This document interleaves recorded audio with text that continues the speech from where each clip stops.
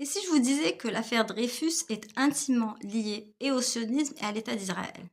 Mais non, me direz-vous, il ne faut pas faire l'amalgame entre le sionisme et l'antisémitisme. Et pourtant, en 1894, un jeune officier de l'armée française, Alfred Dreyfus, est accusé, à tort selon certains, d'espionnage au profit de l'Allemagne. Il est condamné au bagne.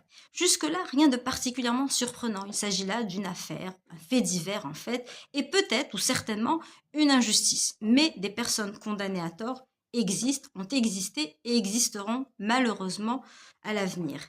Donc comment expliquer que ce simple fait divers soit devenu une affaire d'État qui dépassera de loin les frontières françaises? En fait, la promotion et l'écho qu'on donnera à cette affaire est ce qui retient l'attention.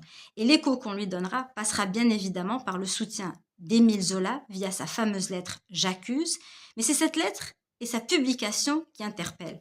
En effet, elle sera publiée dans un journal qui s'appelle L'Aurore. Or, ce journal a été créé spécifiquement dans le but de faire la promotion de cette affaire et lui donner l'ampleur qu'on connaît aujourd'hui. Et le rédacteur de ce journal n'est autre que Bernard Lazare, un sioniste français zélé, connu pour son soutien indéfectible à la cause sioniste et qui peinait à recruter des juifs à sa cause. Il estimait donc que cette affaire pouvait galvaniser les juifs et français et d'Europe et les forcer à rejoindre enfin les rangs du sionisme.